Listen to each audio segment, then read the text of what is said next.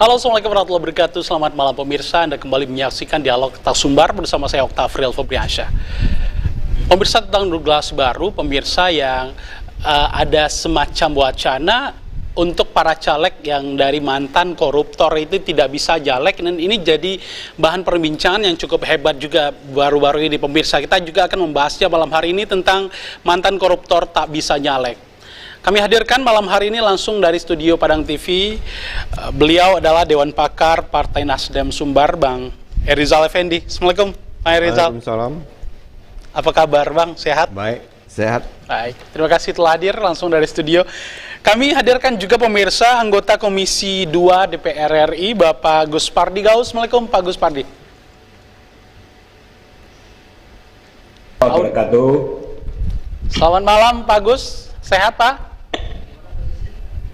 Alhamdulillah sehat. Baik, lagi di mana nih Pak posisinya hari ini? Lagi di Jakarta, habis paripurna tadi, tutup masa sidang. Oke, baik. Kami juga menghadirkan pemirsa via Zoom malam hari ini peneliti Perludem Bang Fadli Ramadhanil. Assalamualaikum, Bang Fadli. Salam, Bang. Selamat malam, sehat Bang ya. Terima kasih telah hadir.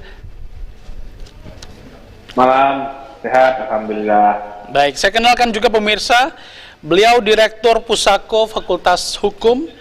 Mohon maaf, maksud kami beliau adalah ahli hukum tata negara dari Universitas Bung Hatta, Bang Helmi Chandra. Assalamualaikum, Bang Helmi. Waalaikumsalam warahmatullahi wabarakatuh. Selamat malam, Okta.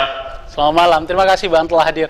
Baik, saya kepada Pak Gus Pardi terlebih dahulu. Pak Gus Pardi, bagaimana tanggapannya tentang koruptor tak bisa nyalek ini yang lagi dibahas juga? Ya, terima kasih. Assalamualaikum warahmatullahi wabarakatuh. Bahwa belakangan ini memang kita banyak mendapatkan informasi dari berbagai mass media tentang keputusan Mahkamah Agung terhadap judicial review yang dilakukan oleh elemen masyarakat, ICW dan kawan-kawan dalam rangka menyikapi terhadap caleg yang berstatus mantan narapidana. Dan itu adalah merupakan hak daripada warga bangsa untuk melakukan judicial review terhadap kebijakan keputusan yang diambil oleh apakah pemerintah, DPR, itu juga terhadap PKPU berkaitan terhadap persoalan masalah caleg yang hari ini diindikasikan mantan terpidana. Itu dari informasi yang didapatkan oleh ICW ada lebih kurang 15 orang. Dan mereka memang sudah melakukan aturan main, mekanisme yang ditetapkan oleh PKPU. Dan mereka semua sudah memenuhi persyaratan, dan seluruh kelengkapan persyaratan juga sudah mereka lalui. Dan sekarang di penghujung daripada PKPU berkaitan terhadap pencalekan itu, di mana kemarin kalau tidak salah tanggal 30 atau 29 keluarlah keputusan Mahkamah Agung terhadap judicial review yang dilakukan oleh masyarakat, di mana judicial review dan hasil daripada judicial review itu saya hanya membaca dari berita ke berita. Tentu sebagai anggota Komisi 2 yang membidangi tentang kepemiluan, mitra daripada penyelenggara pemilu, tentu kita ini harus taat azas keadilan hukum. Nah, oleh karena itu, karena ini baru informasi dari media, tentu kita menampung saja apa yang dilansir oleh berbagai mass media itu. Untuk menindaklanjutinya tentu harus ada salinan putusan sebagai dasar bagi kami ataupun bagi KPU untuk melakukan konsultasi kepada Komisi 2 untuk menyikapi terhadap PKPU tersebut. Jadi kami sekarang ini tadi kami rapat paripurna ada 7 agenda. Salah satu diantaranya adalah bahwa hari ini merupakan hari menutup masa sidang. Mulai besok kami sudah reses, dan reses itu dilakukan sampai dengan tanggal 30 Oktober. Nah, itulah kondisi objektif di DPR pada hari ini. Mulai besok kami sudah lakukan kunjungan kerja dalam masa reses selama 5 hari, dan setelah itu kami turun ke lapangan. Selalu Ibu Puan menyampaikan pesan-pesan kepada seluruh anggota DPR agar seluruh anggota Dewan menyapa masyarakat, turun ke dapil, dengarkan aspirasi mereka, apa yang bisa yang kita dengar, kita sikapi, dan kita perjuangkan. Nah, itu pesan-pesan yang selalu setiap kami ini menutup masa sidang dalam masa reses, itulah yang selalu beliau sampaikan. Baik. Dan itu merupakan komitmen kami sebagai anggota DPR. Baik. Masyarakat dan melaksanakan reses. Dan melaksanakan reses itu adalah juga merupakan perintah daripada undang-undang. Baik, oke. Saya langsung lempar kepada Bang Fadli. Bang Fadli, selain dari ICW, Perludem juga salah satu dari pihak penggugat seperti itu. Apa catatan kritis sehingga para napi atau mantan koruptor ini tidak bisa atau digugat untuk mencaleg oleh teman-teman sendiri? Ya, terima kasih Pak Gus Fadli dan Bapak narasumber yang lain. Betul bahwa Perludem adalah salah satu pemohon prinsipal dalam uji materi tentang peraturan KPU, pencalonan anggota DPR dan DPRD, serta peraturan KPU tentang pencalonan DPD ke Mahkamah Agung. Saya adalah salah satu kuasa hukum dari uji materi itu, dan uji materi itu dilakukan ke Mahkamah Agung karena memang peraturan KPU itu posisinya adalah peraturan perundang-undangan di bawah undang-undang. Karena kami anggap peraturan KPU itu bertentangan dengan Undang-Undang Pemilu dan putusan Mahkamah Konstitusi yang setara dengan undang-undang, maka uji materinya ke Mahkamah Agung. Itu yang pertama. Nah, yang kedua, yang kami uji materi adalah soal ketentuan di dalam 2 peraturan KPU itu yang kemudian menambah klausul bagi mantan terpidana, termasuk mantan terpidana korupsi yang sudah berstatus mantan terpidana. Kan harusnya mereka menjalani dulu masa jeda 5 tahun sejak mereka berstatus mantan terpidana atau sudah bebas murni. Itu ada di putusan MK, baik untuk pilkada, baik untuk pemilu DPR dan DPRD, maupun untuk pemilu DPD. Jadi setiap mantan terpidana yang diancam dengan hukuman 5 tahun atau lebih, termasuk terpidana korupsi di dalamnya itu, kalau dia mau mencalonkan lagi sebagai anggota legislatif, itu dia harus menjalani dulu masa jeda selama 5 tahun sejak dia bebas murni atau dia selesai menjalani hukumannya. Nah, masa jeda 5 tahun ini yang kemudian dianulir oleh KPU di dalam 2 peraturan KPU itu. Bagaimana KPU menganulirnya? KPU membuat aturan di dalam 2 peraturan KPU itu, jika mantan terpidana yang diancam dengan hukuman 5 tahun atau lebih itu mendapatkan pidana tambahan berupa pencabutan hak politik, berapapun masa pencabutan hak politiknya, maka dia tidak perlu menjalani masa jeda 5 tahun. Nah, itu yang keliru. Karena baik di Undang-Undang Pemilu maupun di putusan-putusan Mahkamah Konstitusi tidak ada kaitannya antara masa jeda 5 tahun bagi mantan terpidana yang dijatuhi dengan ancaman hukuman 5 tahun dengan pidana pencabutan hak politik oleh pengadilan pidana. Itu nggak ada hubungannya. Nah, KPU tiba-tiba membuat klausul itu yang mengakibatkan orang yang belum selesai menjalani masa jeda 5 tahun bisa langsung menjadi calon anggota legislatif kalau dia mendapatkan pidana tambahan berupa pencabutan hak politik. Nah, itu yang kita gugat, Bang, ke Mahkamah Agung.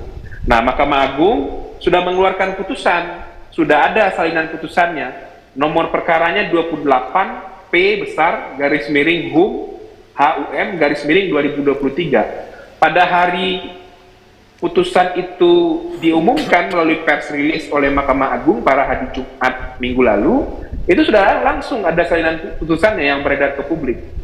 Jadi sudah bisa langsung sebetulnya ditindaklanjuti oleh KPU dengan melakukan dua hal menurut saya.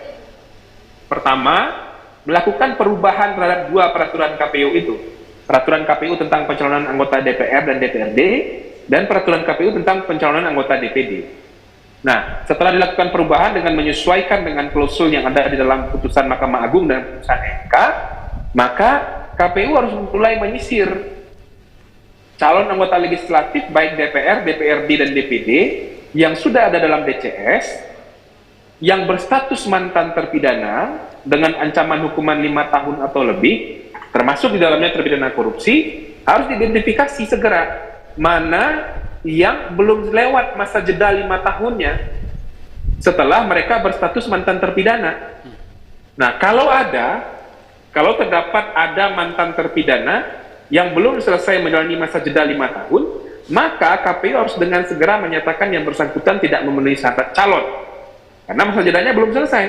Sebab masa jeda itu adalah syarat calon yang melekat kepada individu seorang calon anggota legislatif yang harus dipenuhi secara kumulatif. Jadi kira-kira begitu Bang, posisi kasusnya hari ini. Nah, yang kita sayangkan adalah KPU seolah-olah mengayun ke sana kemari, tidak menindaklanjuti putusan ini dengan itikat baik begitu. Harusnya tanpa ya, tadi kan ada ada VT yang ditampilkan oleh teman-teman Padang TV, KPU mengundang pakar, mau membaca putusan dulu, termasuk juga menyampaikan argumentasi eksepsi mereka dengan merespon putusan Mahkamah Agung ini, padahal eksepsi itu sudah ditolak oleh Mahkamah Agung. Bahkan Mahkamah Agung sudah mengeluarkan dan mempertimbangkan hal materialnya, tapi mereka masih bahas eksepsi mereka yang sudah ditolak. Ini kan itikat yang sangat tidak baik oleh KPU. Coba bayangkan, ini Mahkamah Agung dan Mahkamah Konstitusi, dua puncak kekuasaan kehakiman di Republik ini, sudah sama ini narasinya soal pengaturan masa jeda bagi mantan terpidana. Tapi KPU coba menghindar ya, ada indikasi untuk menghindar melaksanakan putusan ini. Yang padahal secara operasional ini tinggal ditindaklanjuti saja. Kira-kira begitu. Baik, oke. Saya ucapkan selamat bergabung dulu kepada beliau adalah Komisioner KPU Sumbar, Bang Ori. Assalamualaikum Bang Ori, selamat malam. Waalaikumsalam warahmatullahi wabarakatuh. Baik, terima kasih Bang Ori, apa kabar? Sehat? Alhamdulillah, sehat. Baik, saya kembali kepada Bang Fadli lagi. Bang Fadli, tentang kalau kita lihat dari anggota DPD dan calon DPR dan juga DPD dari Sumatera Barat, ada salah satu nama yang juga masuk dalam daftar yang disebutkan tadi, seperti itu. Bagaimana seharusnya Bang dengan keluarnya putusan MA ini? Ya, menurut saya KPU harus segera mengidentifikasi apakah benar salah satu calon anggota DPD itu belum selesai menjalani masa jeda 5 tahun sejak dia berstatus mantan terpidana. Kalau memang itu belum terpenuhi, masa jedanya belum selesai, maka harus segera diberikan informasi atau segera diberikan keputusan kepada yang bersangkutan. Karena ada putusan Mahkamah Agung dan putusan Mahkamah Konstitusi yang mengharuskan seorang mantan terpidana yang diancam dengan hukuman 5 tahun atau lebih itu harus menjalani masa jeda 5 tahun, berarti Anda belum memenuhi syarat, maka harus dinyatakan dia tidak memenuhi syarat dan harus dikeluarkan dari DCS sebelum penetapan DCT yang sebentar lagi akan dilakukan oleh KPU. Baik, oke, saya kepada Bang Eri lagi. Bang Eri, bagaimana Bang Eri? Menarik tentang para caleg sekarang yang mungkin sudah masuk dalam data DCS, lalu tiba-tiba ada gugatan seperti ini putusan oleh MA. Bagaimana tanggapan Bang Eri? Setuju atau tidak nih dengan keputusan ini? Yang pertama, kita perlu appreciate lah Mahkamah Agung ya. Karena Mahkamah Agung itu adalah puncak tertinggi dalam penegakan hukum. Satu, yang kedua, tujuannya bagaimana setiap caleg dan juga calon perorangan DPD mempunyai integritas. Oke. Bagaimana demokrasi ini berjalan secara baik. Karena mengingat fungsi daripada anggota dewan maupun DPD, anggota dewan khususnya DPD adalah fungsinya penyambung lidah rakyat. memperjuangkan hak-hak rakyat, ya, itu fungsinya, dan melakukan kontrol terhadap pemerintahan dan menyusun anggaran. Kalau tidak punya integritas, tidak bersih, bagaimana negara ini kita bayangkan sekarang ini? Jadi saya sangat memberi apresiasi terhadap Mahkamah Agung. Putusan yang beberapa kali ini luar biasa. Dan kita memberi harapan yang cukup luar biasa Mahkamah Agung, Mahkamah Konstitusi, dengan begitu putusan-putusan yang sangat merayat, sangat demokrasi, sangat ingin demokrasi ini jalan di Indonesia. Artinya seorang anggota dewan narapidana dengan ancaman hukum 5 tahun atau lebih, narapidana harus ada jeda. Ya, jeda itu 5 tahun. Baik.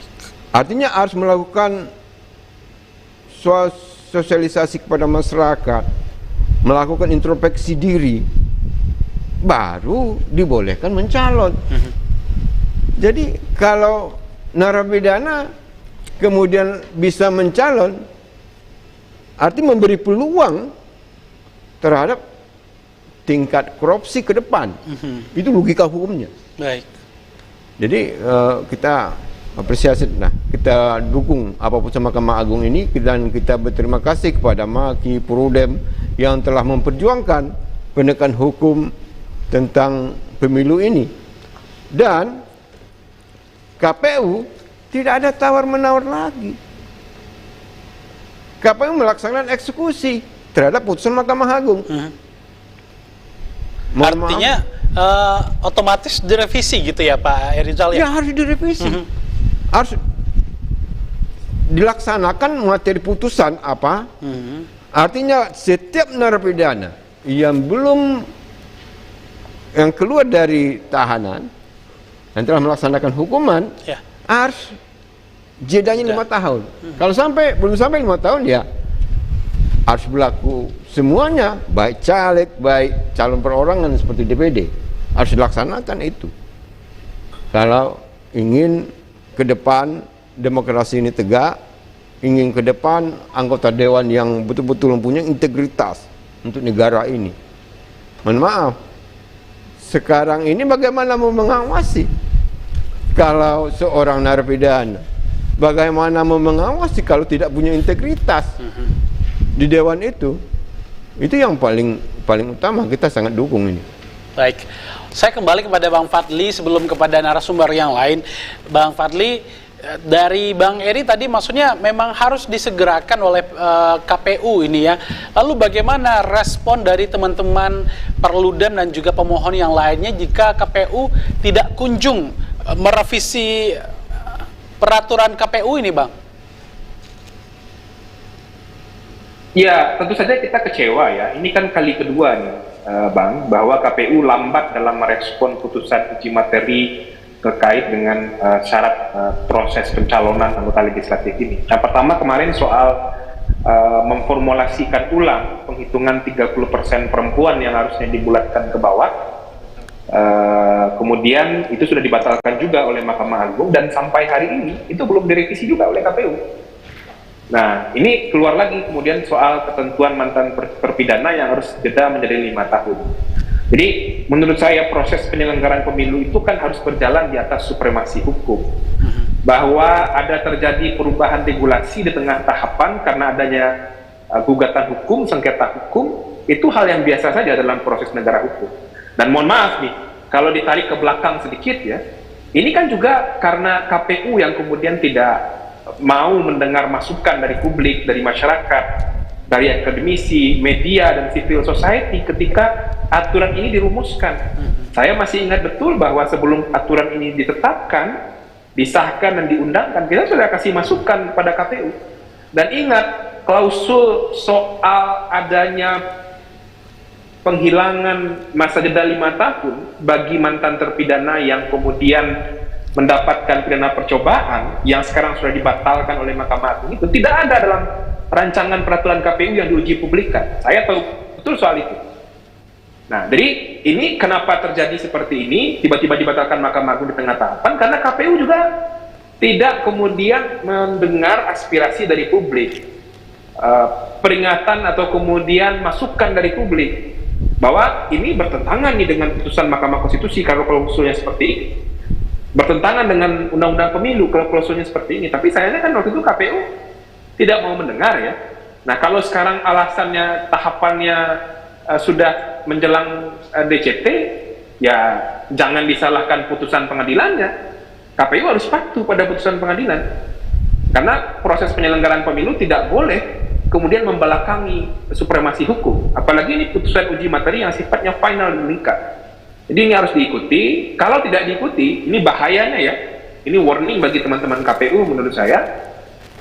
Dan KPU pasti masih ingat peristiwa ini ketika ada mantan terpidana yang belum selesai menjalani masa jeda tapi kemudian dipaksakan masuk menjadi calon. Hasilnya adalah penyelenggaraan pemilunya dibatalkan oleh Mahkamah Konstitusi, calon itu didiskualifikasi, dan diperintahkan pelaksanaan pilkada ulang. Ini terjadi di pilkada 2020. Nah, jadi ini jangan kemudian sampai terjadi pula di pemilu nasional 2024 yang harusnya teman-teman di KPU sudah paham soal ini. Saya nggak yakin ya teman-teman KPU tidak punya formulasi untuk menindaklanjuti ini. Ini tinggal itikat baik dan political will saja.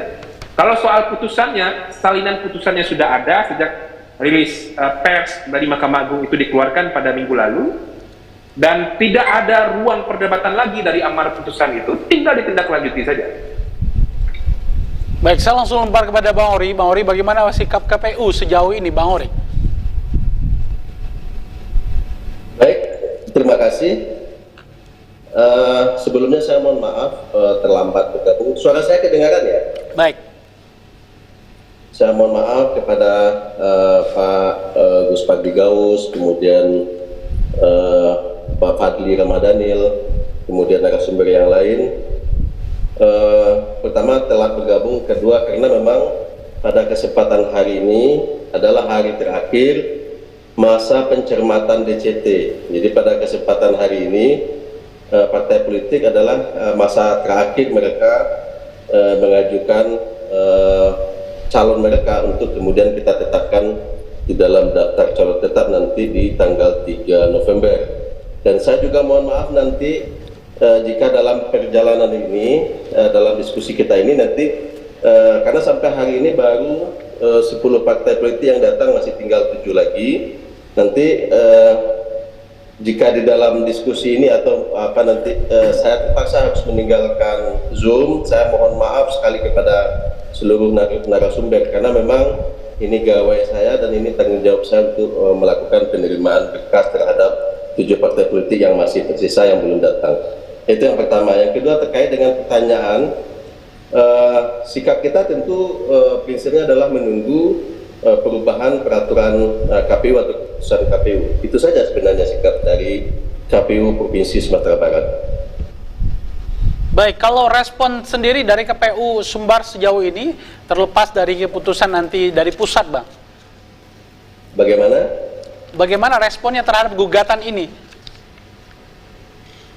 Ya prinsipnya kan begini ya, kalau kita mengacu pada pasal 75 Undang-Undang 7 2017, bahwa untuk meninggalkan pemilu itu sebagaimana yang diatur dalam undang-undang, KPU tentu membentuk peraturan KPU. Nah, di dalam dinamika peraturan KPU misalnya ada gugatan-gugatan seperti hal ini dan lain-lain sebagainya, tentu prinsipnya kami di tingkat KPU Provinsi Sumatera Barat adalah menunggu perubahan peraturan KPU itu, karena bagi kami tentu standar prosedur pelaksanaan pemilu di tingkat provinsi dan kabupaten kota adalah apa yang menjadi dasar dan ketentuan di dalam peraturan KPU dan keputusan KPU.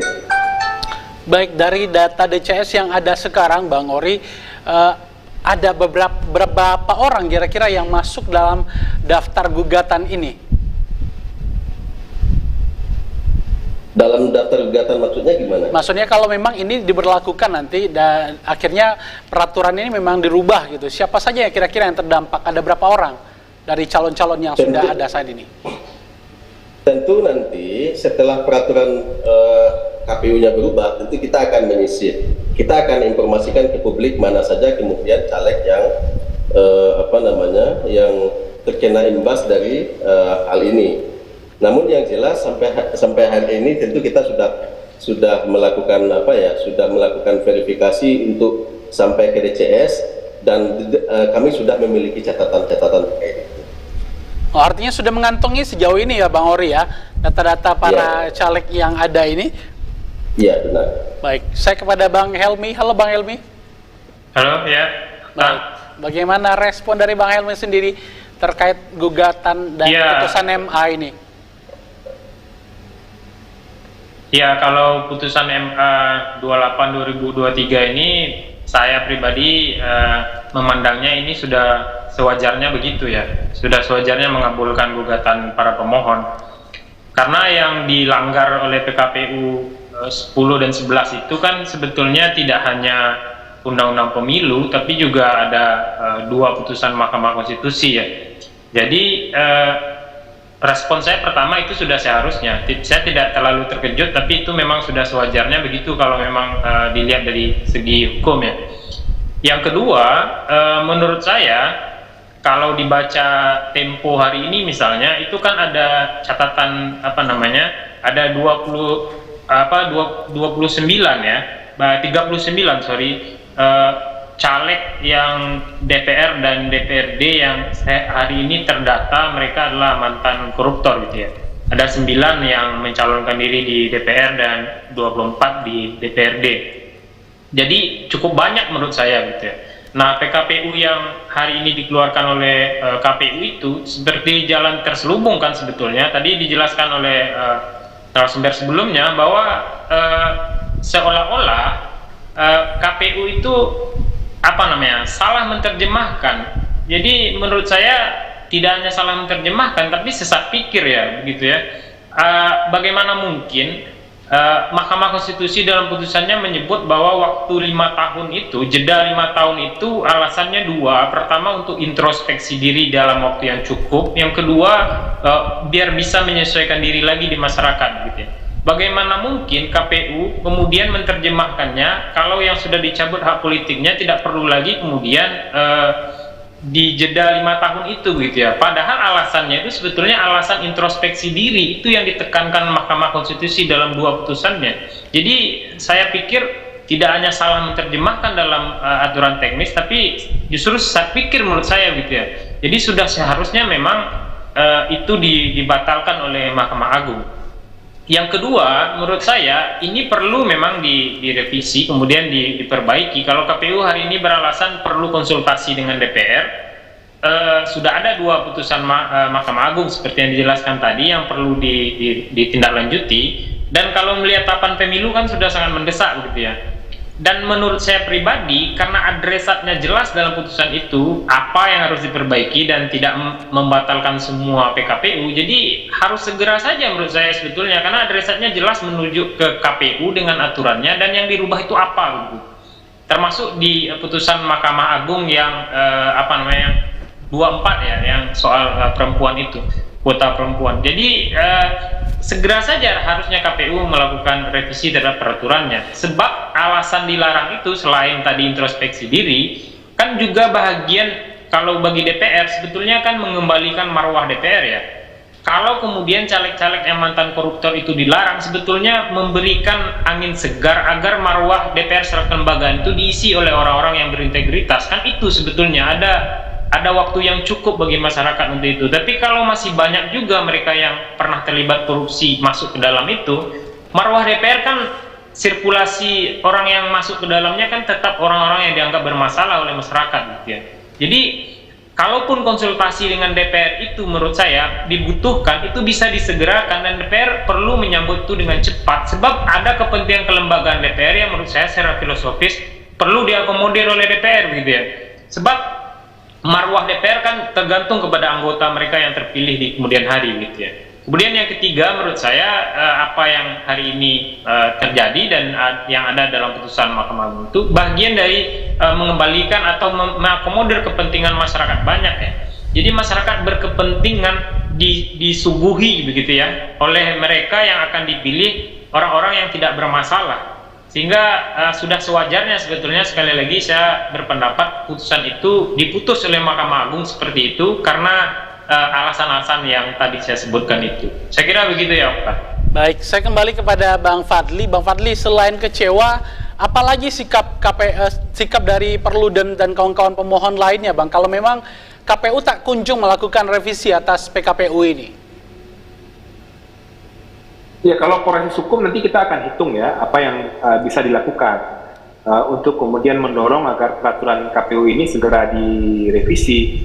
Tapi khusus untuk masalah pencalonan perempuan yang soal 30% itu sudah ada laporan DKPP terhadap 7 komisioner KPU RI.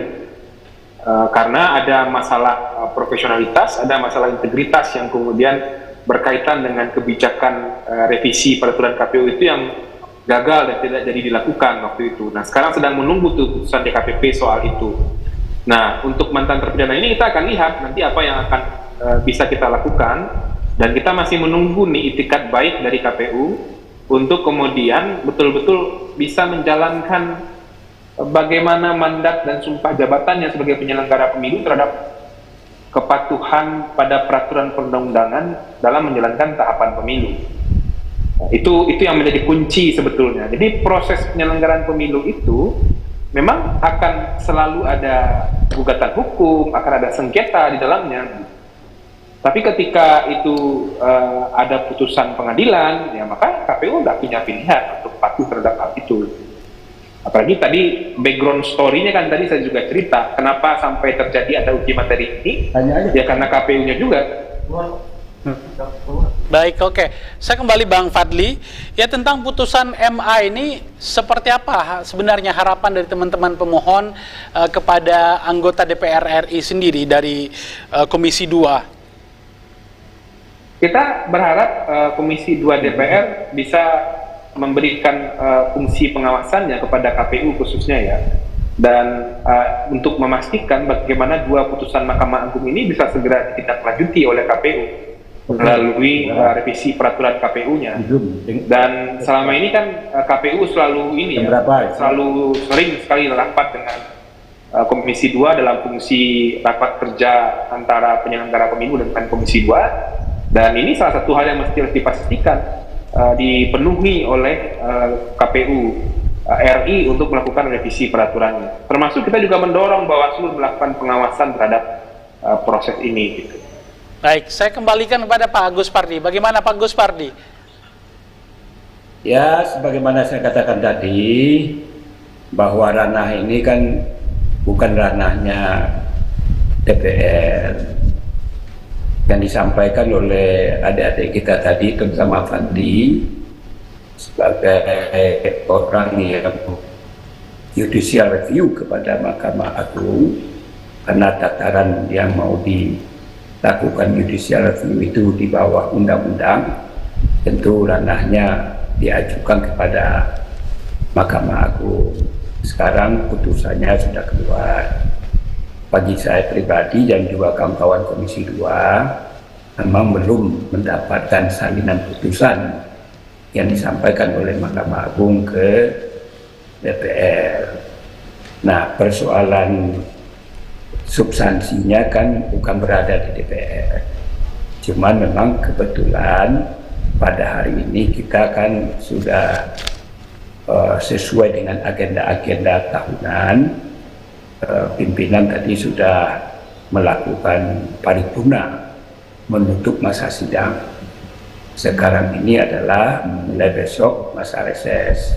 Masa reses itu dilakukan sejak hari besok sampai dengan tanggal 30 Oktober. Inilah yang jadi persoalan. Oleh karena itu, tadi sudah disampaikan juga oleh Adinda Fadli sesuai dengan ketentuan peraturan yang berlaku bahwa setiap PKPU itu harus dikonsultasikan terhadap PKPU yang akan dibentuk ataupun direvisi.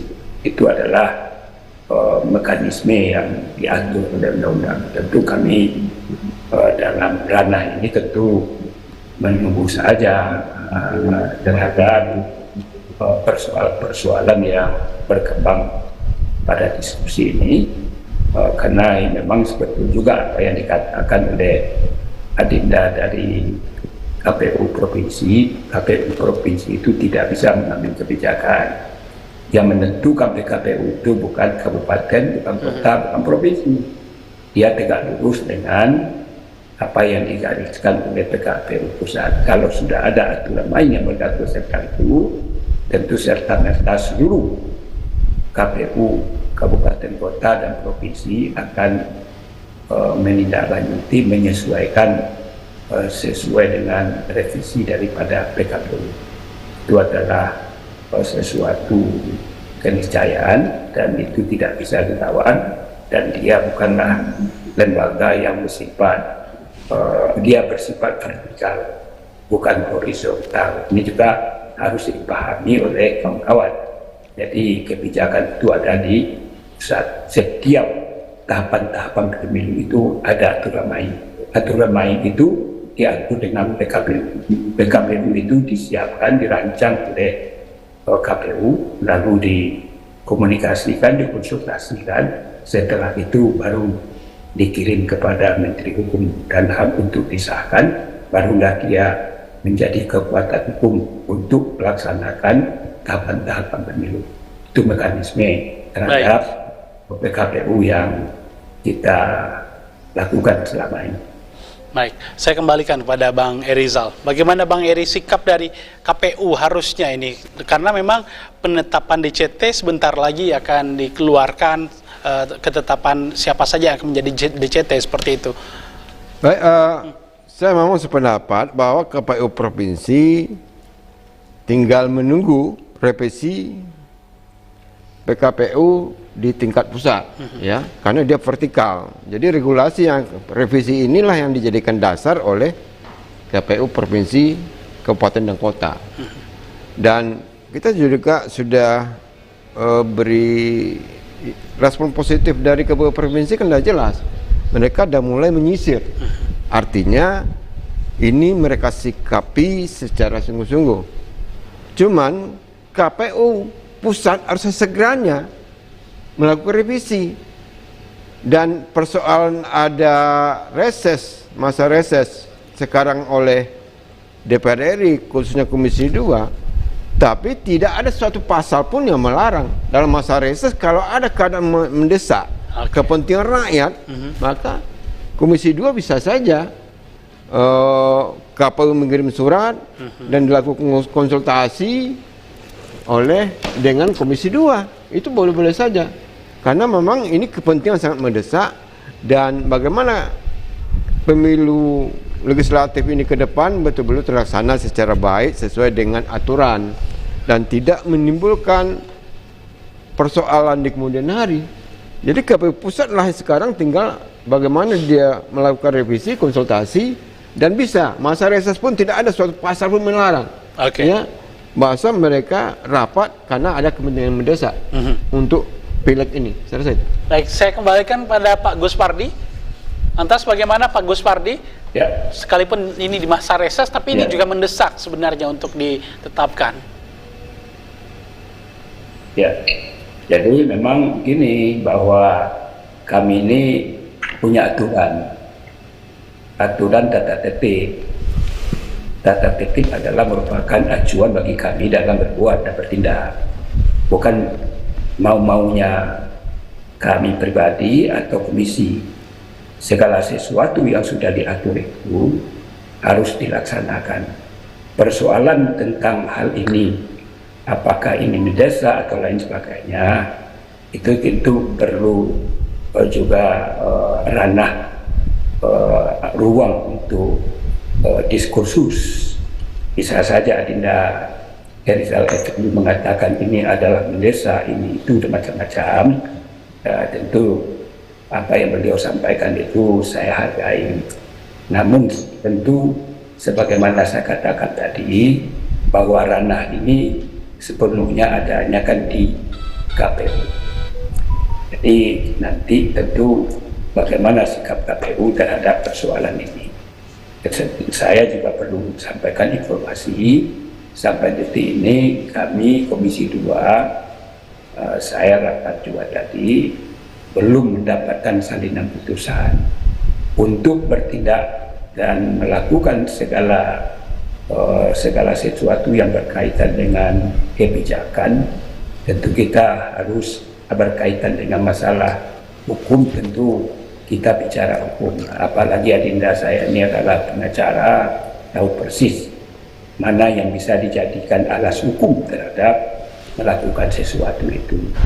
Apakah informasi sudah bisa dijadikan atau salinan putusan yang bisa menjadi dasar bagi untuk melakukan regulasi itu. Dan itu memang kami sedang menunggu, pertama tentang salinan putusan, kedua adalah kita tentu menunggu juga terhadap respon dari KPU bagaimana kebijakan yang diambil. Tentu KPU juga harus hati-hati juga dalam menyikapi persoalan ini. Kenapa? Karena persoalan ini kan tahapan-tahapan pemilu ini yang barangkali yang menjadi persoalan bagi KPU. Tahapan-tahapan pemilu itu sudah berlangsung. Nah, kalau seandainya belum berlangsung, barangkali ini tidak perlu kita melakukan dialog seperti ini. Tentu dengan gamblang KPU bisa meresponi, mendiskusikan, kemudian mengambil kebijakan, kemudian mengeksekusi apa yang dilakukan. Nah, ini tentu wajar saja kalau seandainya tadi dikatakan bahwa saya tidak tahu juga bahwa KPU melakukan konsultasi dan sebagainya. Kita serahkanlah kepada beliau, bagaimanapun dia sebagai pejabat publik tentu sangat hati-hati dalam menyikapi setiap keputusan yang diambil. Baik, oke. Yang jelas kita harus taat azas taat hukum karena kita adalah negara hukum. Barangkali demikian. Baik, oke. Sayang sekali pemirsa, Ori juga harus pamit karena memang ada partai buruh yang sudah datang ke kantor juga. Udah Fadli sepertinya akan ke bandara juga, namun kami mau dengar sedikit statement bagaimana harusnya KPU bersikap, lalu bagaimana dorongan dari DPR sendiri. Silakan Bang Ori. Yes, saya kira kalau soal putusan pengadilan, Pak Gus Pardi tidak perlu khawatir karena putusan pengadilan itu salinannya sudah bisa didapatkan sebetulnya. Dan kemudian yang kedua, saya setuju dengan Pak Gus Pardi bahwa yang paling penting itu adalah sikap KPU saat ini. Jadi kalau kemudian KPU beritikat baik mematuhi putusan pengadilan, apalagi putusan Mahkamah Agung, maka ini harus segera dilakukan revisi. Tapi kan KPU tidak bersikap, mengayun ke sana kemari dan terkesan menghindar. Nah, kenapa terkesan menghindar? Karena Komisioner KPU Idam Holik itu masih kemudian menyebut eksepsi mereka dalam perkara ini bahwa judicial review ini terlambat diajukan dan lain sebagainya. Padahal Mahkamah Agung sudah mempertimbangkan itu. Secara material sudah mengabulkan uji materi ini. Sementara dia masih menyebut argumentasinya dia sudah ditolak oleh Mahkamah Agung. Nah, ini kan tidak ada itikat baik berarti. Nah, kemudian yang kedua, kemarin mengundang 5 orang pakar katanya untuk memikirkan bagaimana menindaklanjuti putusan ini. Dan sampai hari ini pendapat pakar mereka tampung, pendapat KPU-nya nggak ada sampai hari ini. Sikap KPU apa? Itu yang paling ditunggu oleh publik. Nah, ini yang harusnya kita dorong menurut saya. KPU harus patuh pada supremasi hukum. Kalau kemudian mereka tidak kemudian berjalan menyelenggarakan tahapan pemilu di atas supremasi hukum, menurut saya Pak Gus Pardi, mohon maaf, ini kita sedang bahaya dalam proses penyelenggaraan pemilu. Dan ini yang tidak boleh terjadi. Titik kulminasinya nanti kan bisa saja ini berpengaruh pada hasil pemilu. Dan kita tidak mau hasil pemilu menjadi gaduh karena memang KPU tidak profesional menjalankan tahapan. Begitu kira-kira. Saya minta maaf Pak Gus Pardi, Bang Helmi, dan Pak Ibu semua karena saya harus menjauh ke bandara, takut terlambat. Saya mungkin izin pamit duluan. Baik. Selamat malam. Warahmatullahi wabarakatuh. Waalaikumsalam warahmatullahi wabarakatuh. Terima kasih banyak Bang Fadli telah bergabung. Terima kasih pemirsa masih bersama kami dalam dialog Ketak Sumbar. Kita masih membahas topik tentang mantan koruptor tak bisa nyalek, tanda tanya.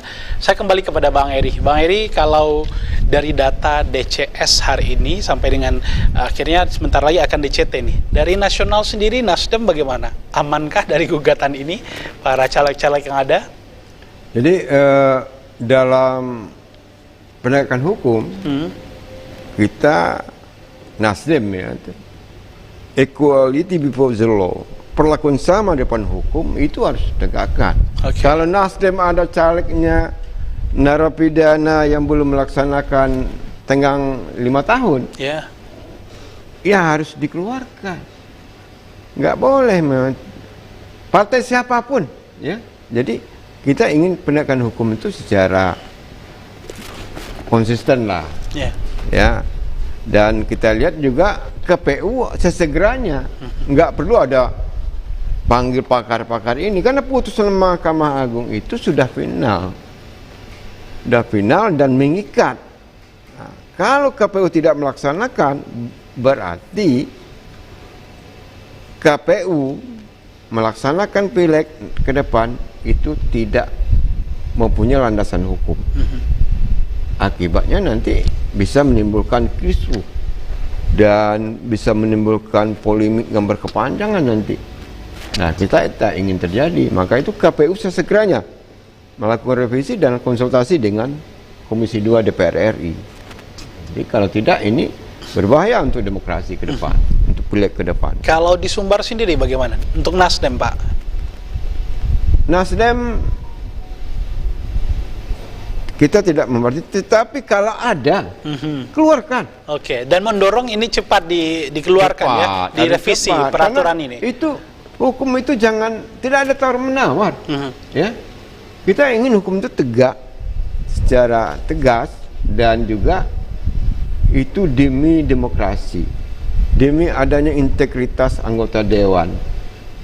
Dan satu hal yang mustahil kalau narapidana itu belum melakukan sosialisasi, belum ada introspeksi diri, karena tidak ada jeda yang 5 tahun yang disampaikan dalam peraturan KPU itu. Nah, jadi kita inginkan ini segera revisi KPU dan lakukan konsultasi dengan pihak DPR Komisi 2. Saya itu. Baik, Pak Gus Pardi, halo. Halo Pak Gus Pardi. Nah, pingin juga dia. Pak Gus Pardi, apa masih bergabung? Audionya, Pak? Ya. Baik. Lalu bagaimana dengan PAN sendiri, Pak? Apa ada dari calon-calon yang di tingkat nasional sendiri yang juga mantan napi untuk partai PAN ini? Insya Allah rasanya tidak ada. Kalau untuk Sumatera Barat, kalaupun ada, Bapak juga tetap ingin mendorong hal ini atau tidak nih, Pak? Untuk segera direvisi, maksud saya. Saya kan tak nak azas tak hukum. Dilakukan kan sebenarnya buat aturan main. Jadi tadi kan pernyataan saya itu kan cukup tegas, lugas terhadap apa yang menjadi pembicaraan kita pada malam hari ini. Kami sifatnya kan yang membuat regulasi itu bukan DPR. Kami hanya dimintakan dan diwajibkan oleh undang-undang bahwa KPU harus mengkonsultasikan. Nah, itu aja.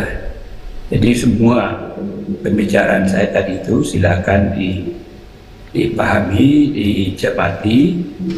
Nah, ini dasar-dasar bagi saya sebagai anggota Komisi 2 yang membidangi tentang penyelenggaraan pemilu.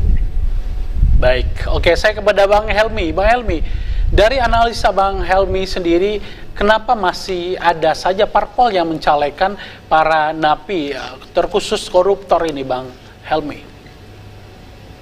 Ya, pertama tentu saja soal kader ya. Kalau itu soal kader sebetulnya yang ada di partai politik ya. Kalau kader di partai politik itu banyak dan memang mereka bisa memilah dan memilih, tentu tidak akan berpeluang lagi sebetulnya, karena itu jadi titik lemah yang akan tidak akan dipilih oleh masyarakat gitu ya. Tapi karena memang kader minim ya, itu salah satu mungkin bagian dari efek dari pengkaderan partai politik ya. Yang kedua menurut saya memang karena caleg-caleg mantan koruptor itu sebetulnya ingin lagi duduk di jabatan-jabatan itu karena memang di sana mereka berpeluang dapat keuntungan secara materi yang sudah mereka nikmati sebelumnya gitu. Itu kenapa kita memang mendorong di bawah anti korupsi pun jangan dipilih begitu ya.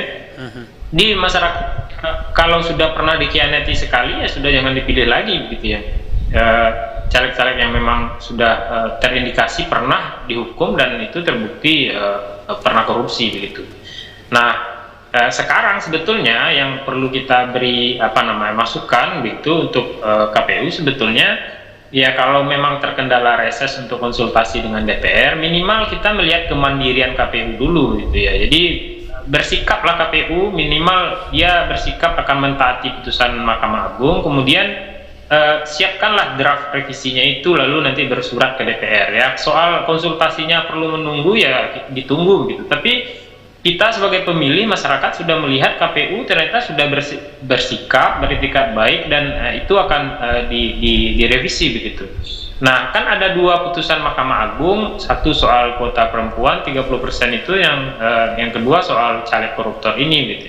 Ya minimal bersurat ke DPR-nya, kemudian untuk pengisian caleg oleh partai politik bersurat ke partai politik. Tujuannya kan ini juga kita memikirkan hak bagi orang yang akan mencalonkan diri ya. Kalau KPU sudah bersiap begitu, sudah ada naskah yang akan direvisi, tinggal dikonsultasikan, orang juga akan berpikir kalau dia memang belum sampai jedanya 5 tahun, jadi tidak ujuk-ujuk mereka sudah mencalonkan diri, sudah jor-joran, ternyata nanti di ujung dilarang. Kan itu hak orang yang mencalonkan diri juga perlu dipikirkan, tidak hanya pemilih tapi yang akan dipilih itu gitu ya.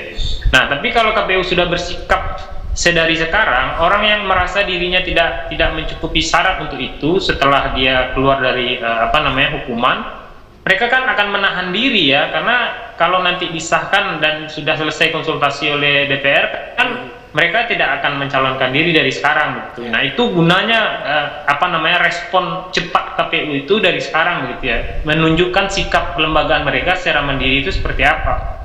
Tapi kalau berlarut seperti ini, saya kira yang akan dirugikan itu tidak hanya pemilih, tapi juga orang yang akan mencalonkan diri itu. Mereka sudah mencalonkan diri, sudah jor-joran, ternyata ujung-ujungnya KPU bersikap lain begitu. Nah, itu hal itu yang harus dihindari menurut saya ya kepada KPU hari ini. Jadi siapkan rancangan itu, kemudian bersurat ke DPR, kalau perlu menunggu ya menunggu, kemudian ke partai politik juga bersurat bahwa untuk ketentuan-ketentuan tertentu partai politik sudah diberi warning juga gitu. Jadi tidak dirugikan orang yang akan memilih dan orang yang akan dipilih ya, terutama dalam pemilu ini. Jadi pemilu yang berkeadilan, yang tidak menzolimi pihak-pihak yang akan terlibat dalam pemilu itu sendiri. Saya kira begitu ya, Pak. Baik, oke, tapi kalau kita lihat data yang ada, Bang Helmi ya, ironisnya para mantan napi atau katakan koruptor ini yang mencaleg, akhirnya mereka duduk lagi. Kenapa bisa seperti itu, Bang Helmi? Ya, soal keterpilihan mereka kan 2 hal yang berbeda menurut saya dengan apakah kita akan melarang mereka untuk tidak mencalonkan diri ya. Kalau dalam putusan MK itu jelas 5 tahun jeda itu gunanya sebetulnya tidak hanya melarang mereka untuk tidak lagi duduk di jabatan itu, tapi untuk introspeksi kan sebetulnya, dan masyarakat juga diberikan waktu untuk melihat cara calon-calon ini gitu. Nah, kalau setelah lewat 5 tahun jeda itu mereka kemudian mencalonkan diri dan terpilih lagi, berarti ada 2 kemungkinan. Pertama, memang masyarakat melihat ada perubahan dari si mantan koruptor ini dalam waktu 5 tahun itu gitu ya.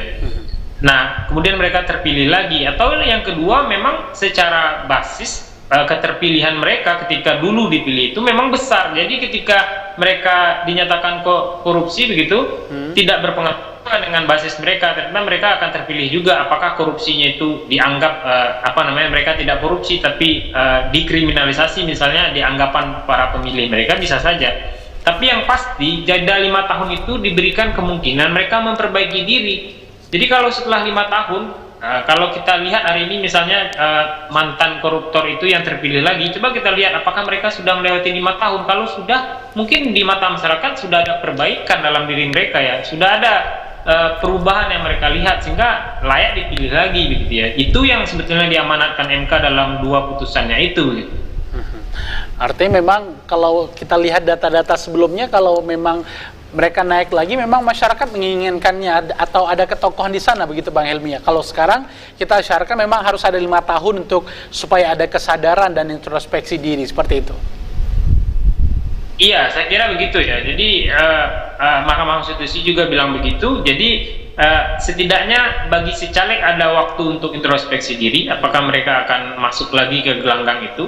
Bagi pemilih juga ada jeda waktu itu untuk kemudian mereka bisa memilah ya, dan memilih siapa wakil mereka nanti yang terbebas dari persoalan hukum sebelumnya begitu. Jadi itu yang diinginkan dan Mahkamah Konstitusi menekankan itu, dan di putusan Mahkamah Agung ini yang hari ini kita baca, dan saya sudah dapat salinannya itu sejak kemarin yang kita baca, memang itu pula yang ditekankan oleh Mahkamah Agung gitu ya, yang kemudian dianggap selain efek jera tentu saja. Jadi karena ini dianggap sebagai extraordinary crime, itu disebut satu alasannya agar ada efek jera.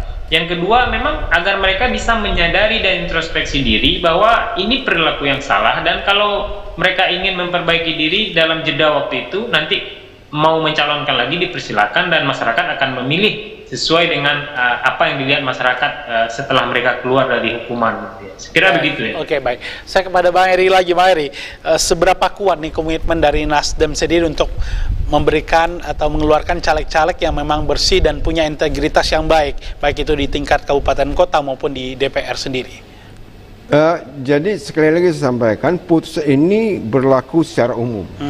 Ya, equality before the law. Artinya seluruh partai, tidak ada Nasdem, harus tunduk dan patuh terhadap putusan ini. Dan KPU kita minta segera revisi. Nggak ada, kalau tidak diindahkan, persoalan terhadap pelaksanaan pileg ke depannya, dan persoalan terhadap hasil ya anggota dewan yang terpilih nantinya. Jadi seluruh partai politik, tidak ada Nasdem, harus mempunyai komitmen mematuhi putusan Mahkamah Agung ini, agar ke depan anggota dewan itu betul mempunyai integritas, mempunyai visi yang jelas. Dan kalau sudah jadi anggota dewan, ya bagaimana mereka melaksanakan fungsi mereka, bagaimana mereka melaksanakan kontrol mereka, budgeting mereka, kontrol mereka, dan pengawasan mereka nantinya. Itu harapan kita semua, bahwa seluruh anggota dewan itu, kalau dia sudah duduk sebagai anggota DPR RI, ya anggota DPR Republik Indonesia, apabila terjadi persoalan di pemerintahan, dia awasi, dia kontrol, ya, dan mempunyai posisi sangat strategis. Dan ke depan kita tidak, anggota dewan mempunyai hak ya bertanya. Karena kejadian-kejadian besar seperti sekarang ini sekarang kita lihat anggota DPR RI itu, mohon maaf, responsibility-nya terhadap persoalan kebangsaan sangat rendah. Itu karena tidak mempunyai integritas sebagai anggota dewan. Begitu juga dengan persoalan-persoalan kita lihat harus mempunyai kepedulian terhadap persoalan kebangsaan. Ini yang harapan kita, maka dia tuh harus bersih, harus mempunyai integritas sebagai anggota dewan. Selesai itu. Baik, oke. Saya juga pertanyaan sama kepada Bapak Gus Pardi, seberapa kuat komitmen dari Partai PAN sendiri, Pak, untuk mencalekkan para kader-kader atau calon yang bebas dari korupsi dan juga punya integritas yang baik? Ya, ini kan dibuktikan dari di mana kami di DPP, rumah caleg-caleg DPR RI itu, insya Allah, alhamdulillah, tidak ada yang bermasalah. Jadi bagi kami nating tulus terhadap persoalan yang kita diskusikan pada hari ini. Itu adalah merupakan komitmen Partai Amanat Nasional. Tentu yang lain kita lihat aja. Jejak digital kan kita bisa mengetahui partai-partai apa saja yang paling banyak mengisi mantan-mantan koruptor itu. Nah, tentu silakanlah, namanya transparansi, akuntabilitas, kemudian setiap kebijakan bisa diakses, itu bisa diketahui. Dan alhamdulillah, insya Allah bagi PAN dalam komitmen agar masyarakat bisa memahami bahwa bagaimana PAN ke depan, dan itu dibuktikan hasil dari survei yang dilakukan, perubahan yang sangat luar biasa. Pada dewasa ini PAN mendapatkan respon positif, baik elektabilitasnya, kemudian juga dari berbagai hal yang tidak usah saya ungkapkan, terlalu panjang untuk saya sampaikan. Jadi komitmen PAN tentu taat asas dan hukum, dan kita tidak mau bermasalah terhadap persoalan-persoalan pencalekan, sehingga kita tidak perlu bongkar pasang, dan kita memang menginginkan bahwa kader-kader PAN itu di pusat itu adalah orang-orang yang berintegritas, orang yang punya kapasitas, orang yang punya kapasitas untuk dicalonkan sebagai anggota DPR RI periode 2024-2029. Baik, oke. Saya kembali Bang Helmy, dari kacamata Bang Helmy, dari tahapan uji publik dari DCS kepada DCT, seberapa terbuka dan transparan para KPU Kabupaten Kota maupun di Sumbar sendiri untuk membuka selebar-lebarnya tentang pelaporan dan juga masukan dari para masyarakat ataupun publik sendiri, Bang Helmy? Saya kira kalau untuk apakah dia pernah jadi koruptor atau tidak, itu tidak transparan ya, tidak tahu masyarakat, saya kira itu tidak di list gitu ya, diumumkan secara ini. Bahkan biodatanya saja itu kan juga tidak dipublikasi dengan dengan lengkap sebetulnya di website KPU. Jadi sekali lagi yang bisa dilihat sebetulnya hanya mereka yang mungkin terblow up oleh media saja, dan itu memang diangkat kasus kalau mereka mencalonkan diri lagi yang diketahui masyarakat.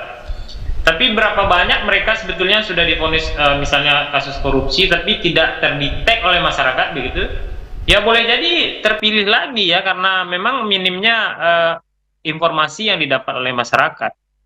Jadi apakah KPU misalnya memberikan informasi yang cukup? Hari ini menurut saya itu belum ya, bahkan tidak diumumkan sebetulnya. Jadi bisa kita lihat saja sebetulnya siapa calon-calon atau di DTS hari ini di daftar caleg sementara itu yang kemudian dulunya adalah mantan koruptor misalnya.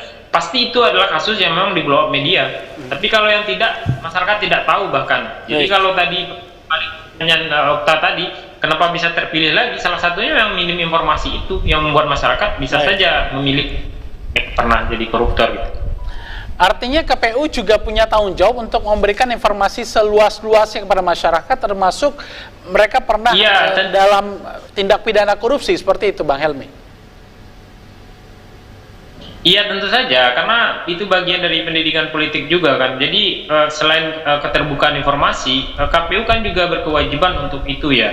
Jadi kalau memang mereka pernah pernah korupsi dan sudah diumumkan, itu kan fakta yang ada dalam biodata mereka sebetulnya, dan hak untuk apakah mereka dipilih atau tidak itu hak diserahkan kepada pemilih begitu ya. Jangan kemudian KPU juga bermain di ranah itu begitu ya, seolah-olah punya kepentingan untuk menutup itu, karena KPU sebetulnya hanya penyelenggara netral saja, sama dengan yang kita sedang diskusikan hari ini begitu ya. Apakah mereka yang dicabut hak politiknya tidak perlu jeda 5 tahun? KPU sebetulnya menurut saya tidak perlu mengeluarkan PKPU soal ini gitu ya, karena itu sudah jelas di putusan MK ya, sudah otomatis gitu ya.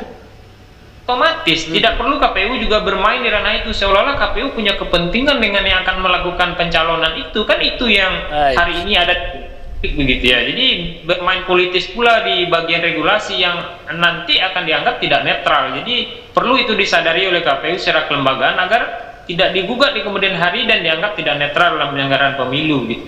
Baik, oke. Sekarang kan kita tahu bahwasannya dalam masa DCS ke DCT ya Bang Helmy, sebentar lagi akan dikeluarkan seperti itu. Bagaimana seharusnya sikap atau bagaimana harusnya tindakan yang diambil oleh KPU daerah sendiri Bang Helmy? Ya, kalau KPU daerah soal regulasi tentu harus manut ya dengan yang ada di pusat ya. Jadi apa yang diputus di pusat nanti itu yang dijadikan standar di daerah gitu ya. Daerah saya kira sifatnya menunggu sebetulnya.